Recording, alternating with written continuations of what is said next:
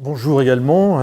Merci beaucoup de nous accueillir ce matin. Donc on est effectivement très honoré d'être invité à cette conférence. Et merci Jean-Marc d'avoir fort bien introduit le sujet, et notamment effectivement autour de ce troisième D, ou le D du développement, dont je vais vous parler plus particulièrement donc effectivement à travers ce que l'Alliance Sahel essaye de faire depuis maintenant bientôt près d'un an. Alors, Jean-Marc l'a dit, je crois que le point de départ, quand même, il faut être objectif et honnête, c'est une grande interrogation quand même sur les performances en termes de développement. Alors, les performances, c'est vrai, j'ai travaillé pour l'AFD pendant 35 ans, donc les performances des bailleurs de fonds qu'il faut challenger, mais il faut aussi challenger les performances des pays eux-mêmes dans leur politique de développement économique et social. Et c'est vrai que quand on regarde avec un œil de connaisseur ou un œil quelquefois un petit peu nouveau, quand on regarde la situation au Sahel, on peut, je vais être un petit peu provocateur, et peut-être que ça amènera effectivement tout à l'heure des questions, mais on peut parler quand même d'échecs des politiques publiques de développement dans cette zone-là. Alors évidemment, quand on creuse un peu, il faut nuancer. Si on se souvient de la situation au Sahel dans les années 70, les crises alimentaires, la famine, la disette importante, le Sahel a quand même réussi au cours des 30 dernières années à produire pour satisfaire les besoins de ces populations. Ce n'est pas un échec sur toute la ligne, il faut nuancer. Mais enfin, quand même, au global, quand on regarde la situation, globalement et localement aussi, en effet, on peut parler d'échec. Et quand on parle d'échec, on voit que ce qui est le plus caractéristique finalement, c'est la perte de confiance des populations dans le pouvoir central ou dans les collectivités locales, puisque il n'y a pas de perspective d'emploi pour les jeunes jeunes sont mal formés, la sécurité existe, et donc cette perte de confiance dans l'avenir fait que finalement tous les ingrédients pour une déstabilisation sont réunis. Si on fait le parallèle avec quelques pays qui étaient dans une situation comparable aux pays sahéliens dans les années 50, je pense aux pays d'Asie du Sud-Est, et des pays qui sont parmi les pays émergents, la principale caractéristique, quand on interroge les populations de ces pays d'Asie du Sud-Est, c'est la confiance en l'avenir. Ils sont persuadés que leur situation sera meilleure l'année prochaine, que la situation de leurs enfants sera meilleure. Et aujourd'hui, sur le Sahel, cette confiance en l'avenir n'existe plus. Alors, encore une fois, on a un terreau favorable à travers cette perte de confiance, un terreau favorable pour le développement de l'insécurité, le développement de différents trafics, parce que les gens cherchent des solutions pour survivre. Et puis, bien évidemment, comme Jean-Marc l'expliquait tout à l'heure, il y a une conjonction d'éléments qui sont réunis, un terreau favorable pour des mouvements extrémistes et djihadistes. Donc le point de départ, c'est qu'il ne peut pas y avoir, et peut-être que nos amis militaires le confirmeront peut-être tout à l'heure, mais il ne peut pas y avoir de victoire au plan sécuritaire si on ne parvient pas véritablement à engager un processus de développement durable, de long terme. Alors c'est un vrai défi, et il ne s'agit pas d'imaginer que d'un coup de baguette magique on va réussir, mais il faut véritablement réussir ce développement, autrement la guerre contre le djihadisme et le terrorisme risque d'être perdue. Enfin, on pourra certainement en discuter. Deuxième point, c'est que finalement, quand on regarde les choses aussi avec objectivité, ce n'est pas le problème de l'argent. L'argent existe, il est abondant. Après la crise de 2012 au Mali, beaucoup d'argent a été déversé dans ce pays. Et si on prend du recul également au cours des 30-40 dernières années, les ressources ont été mobilisées de manière importante pour le Sahel. Je crois que l'idée simple, et encore une fois on pourra en débattre, l'idée simple c'est l'efficacité de ces politiques de développement qui est interrogée, qui est challengée. Et quand je parle de politique de développement, ce sont les politiques des pays du Sahel soutenues par les bailleurs de fonds. Donc j'insiste sur ce point, il y a une co-responsabilité en quelque sorte, à la fois de la part de ceux qui ont conçu, qui sont aux responsabilités dans ces pays, qui conçoivent ces politiques, et de la part de ceux qui les soutiennent sur le plan financier. Et donc, il faut s'interroger sur l'efficacité. Et l'idée donc de l'Alliance, qui donc a été créée en juillet 2017 à l'initiative de la France, du président Macron, ça a été dit tout à l'heure, de l'Allemagne, de l'Union européenne, de la Banque mondiale, de la BAD et du PNUD, puis rejoint ensuite par l'Italie, l'Espagne, la Grande-Bretagne, et bientôt, enfin le Luxembourg, bientôt les Pays-Bas. On peut signaler également un intérêt des Américains, de l'USAID pour l'Alliance, qui pour le moment participe à nos travaux en tant qu'observateurs.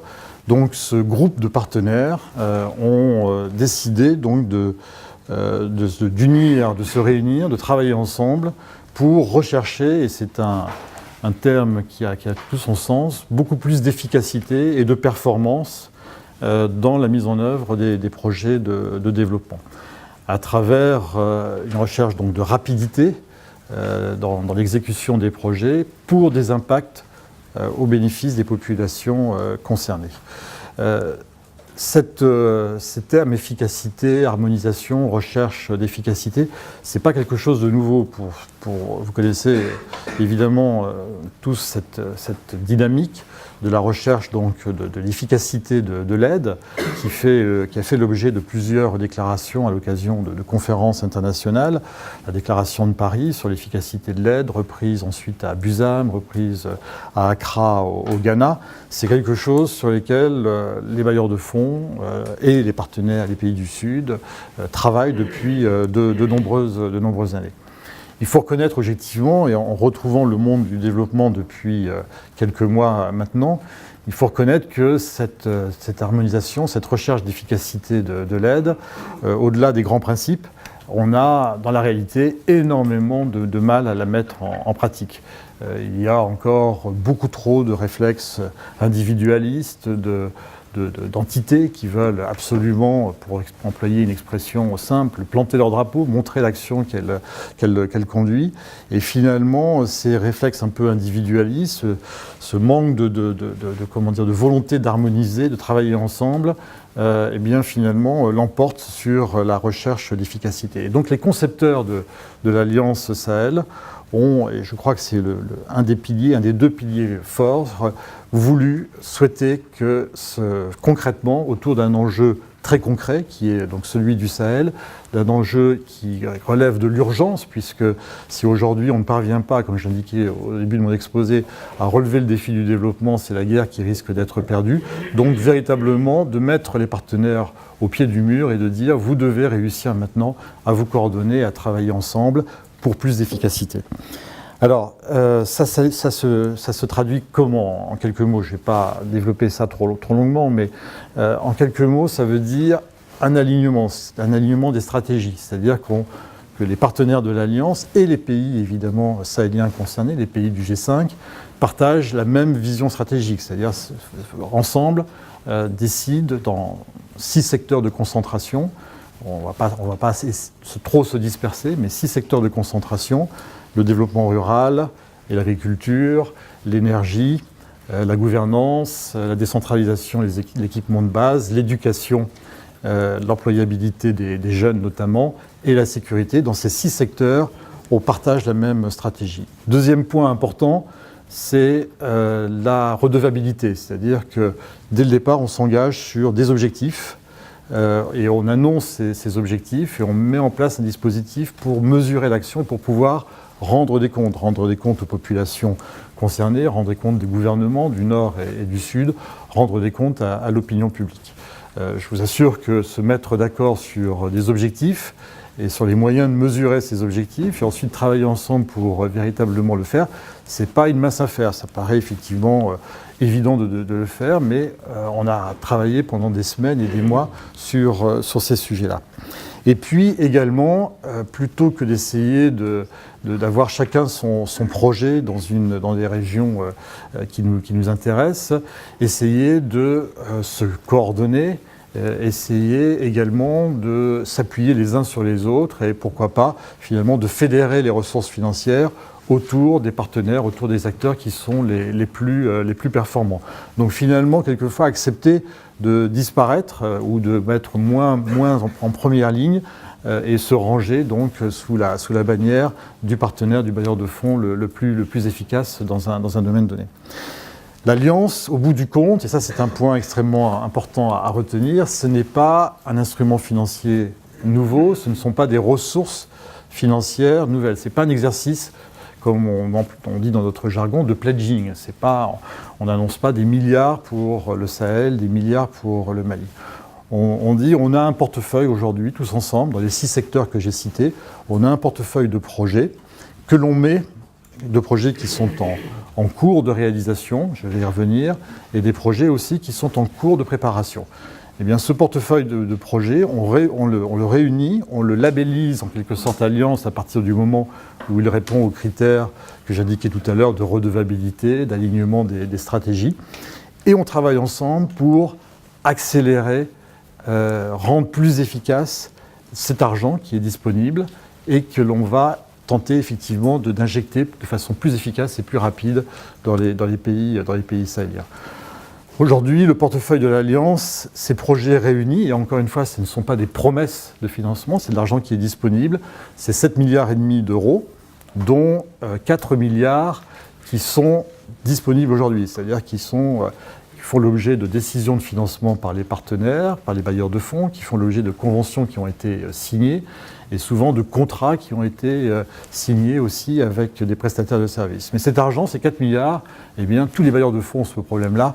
On a du mal à le mettre en œuvre et on a du mal à le décaisser, à le dépenser, et on a du mal aussi à le dépenser de manière efficace. Et puis, c'est au-delà de ces 4 milliards, c'est 3,5 milliards de projets nouveaux qui sont en cours de préparation aujourd'hui et qui vont venir donc alimenter le portefeuille de l'Alliance, avec bien évidemment l'idée de faire vivre l'Alliance dans la durée, et par conséquent d'identifier de nouvelles opérations qui viendront nourrir ce portefeuille de projets. Concrètement, cette recherche d'efficacité aujourd'hui, c'est quand on regarde les choses, finalement, il y a 2 grands types de sujets. Est-ce que les procédures, la manière dont les projets sont préparés aujourd'hui, la façon dont ils sont mis en œuvre, à travers les processus de mobilisation des différents acteurs, est-ce que cela correspond à la réalité, aux besoins aujourd'hui du Sahel?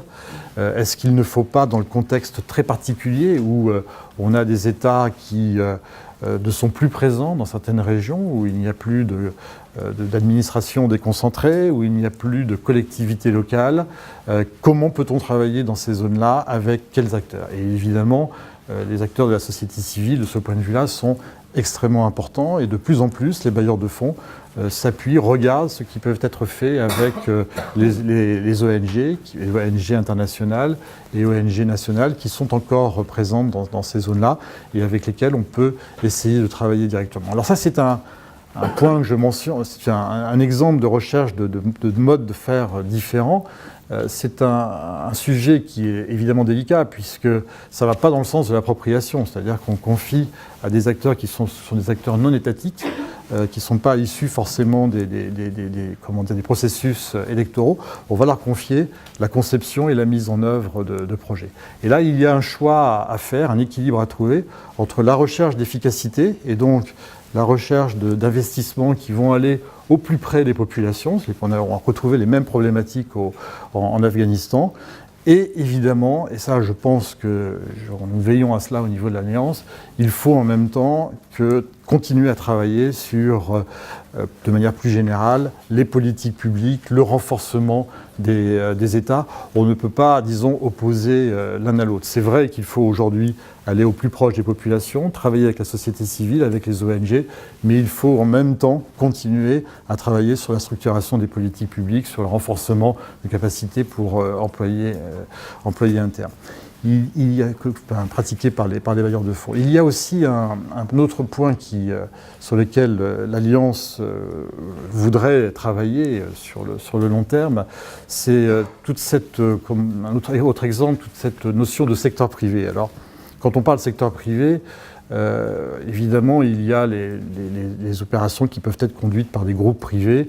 Ce n'est pas de cela dont on parle. Quand on regarde aujourd'hui la situation au Sahel, il y a une multitude d'acteurs qui relèvent du secteur privé. Et en fait, finalement, les petits entrepreneurs, les petits artisans, les agriculteurs, tout ce tissu, ce sont une multitude d'initiatives individuelles. Et jusqu'à présent, les bailleurs de fonds ne savaient pas travailler avec ces structures. Quand on finance le secteur privé, on finance une centrale électrique, on finance un projet d'aménagement hydro-agricole, mais cette multitude de petits acteurs, de petites initiatives, alors on les touche plus ou moins à travers la microfinance, mais je crois qu'il y a aujourd'hui certainement une action à conduire avec des intermédiaires financiers, quand ils existent, des institutions de microfinance, toutes les filières, si on prend le secteur agricole, toutes les filières agro-industrielles, agroalimentaires qui se développent pour nourrir les villes du Sud, mais cela, ça veut dire qu'il faut faire preuve d'imagination, qu'il faut trouver ces intermédiaires, qu'il faut assumer aussi une prise de risque plus importante. Au sein de l'Alliance, aujourd'hui, on a un acteur qui est la Banque mondiale, qui travaille sur ces questions-là et qui consacre une partie du bilan de la Banque mondiale, et ce n'est pas une partie tout à fait significative, 2,5 milliards de dollars du capital de la Banque mondiale qui est destiné à garantir les actions de la SFI, leur filiale spécialisée dans le financement du secteur privé, garantir les opérations risquées qu'elles prendront dans les pays fragiles et notamment dans les pays du Sahel. Ça veut dire qu'il faut effectivement, en investissant, pour un bailleur de fonds, accepter qu'il y a un risque de perte et un risque Mais on met en place, et la Banque mondiale le fait, et d'autres institutions le feront également, des instruments pour couvrir ces risques et garantir et inciter donc l'investissement dans ce secteur privé. Et puis, je l'évoquais tout à l'heure, je pense également que cette recherche d'efficacité, c'est aussi aller au plus proche des populations, des besoins des populations, comprendre leurs besoins, leurs préoccupations et mettre en place des instruments financiers qui va permettre donc d'accompagner des actions soit de développement économique, soit de développement social.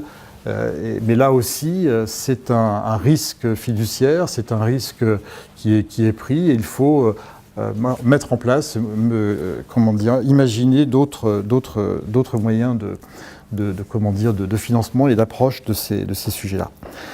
Donc ça, c'est le premier axe fort de l'Alliance, et je vois que le temps passe, donc je vais aller sur le deuxième point, ce que je voulais mentionner également, qui me paraît très important dans l'action de l'Alliance aujourd'hui, dans son opérationnalisation, c'est se concentrer, alors pas exclusivement, mais en particulier sur les zones les plus fragiles. Là, aujourd'hui, où les bailleurs de fonds sont attendus, c'est dans les zones de grande instabilité, où il y a encore des conflits, des affrontements, mais on se rend compte que dans ces régions-là, les populations sont souvent évidemment les plus démunies, les plus demandeuses en quelque sorte de développement, et jusqu'à très récemment, les bailleurs de fonds considéraient que ces zones-là relevaient évidemment des actions militaires, mais aussi des actions humanitaires. Aujourd'hui, le continuum entre crise, humanitaire, reconstruction, stabilisation et développement, il est de plus en plus évident. Et ce que souhaite faire l'Alliance également, au-delà de ce travail d'harmonisation et de recherche d'efficacité, c'est à travers des projets emblématiques montrer qu'elle est capable de s'organiser pour intervenir dans ces zones les plus difficiles. Notamment, j'ai en tête deux exemples que je voudrais vous citer. L'exemple de Konna au Mali, qui est une zone extrêmement sensible, puisque c'est là où l'offensive des djihadistes a été stoppée en 2012. Il y a une activité économique à travers un port de pêche important qui a été détruite. Il y a encore des populations qui vivent, il y a des activités agricoles, des activités d'élevage, des besoins de reconstruction d'écoles, y compris dans une zone où il y a aujourd'hui des attaques djihadistes encore, et qui redoublent, puisque effectivement il y a une action de reconquête à travers les actions de développement. On essaye avec l'AFD, avec la Banque mondiale, de monter un projet multisectoriel. Évidemment, les expatriés ne peuvent pas se rendre dans ces régions-là. Il faut travailler avec des ONG locales, avec des entreprises locales. C'est une prise de risque, on aura l'occasion de reparler dans la matinée. prise de risque pour les personnes, prise de risque en termes d'image, mais les enjeux se situent là. Et puis l'autre exemple également sur lequel nous travaillons aujourd'hui, c'est la région donc, de Nord Tillabéri et Ouest Tawa, ou au Niger, où on était proche des 3 frontières, Mali, Niger, Burkina, des enjeux sécuritaires extrêmement importants. On se rend compte que c'est là où l'État, à travers des actions de développement, doit reconquérir le terrain. Et bien, les bailleurs de fonds essayent de se coordonner pour travailler efficacement sur ces zones-là et pouvoir effectivement travailler au bénéfice des populations. Juste pour terminer, dans cette région de Nord Tillabéri et Ouest Tawa, la première chose qui a été faite, c'est de recenser les projets existants et de recenser également les acteurs présents sur la zone. Et bien, dans une zone de grande instabilité, il y a 40 projets de développement qui existent, portés par une dizaine de bailleurs de fonds différents et mis en œuvre par une vingtaine de structures différentes. Et là, on voit bien, par rapport à l'enjeu sécuritaire, par rapport à l'enjeu développement, le besoin de coordination, d'harmonisation et de recherche d'efficacité. Voilà, je termine sur cet exemple et je laisse la parole à la salle pour les questions.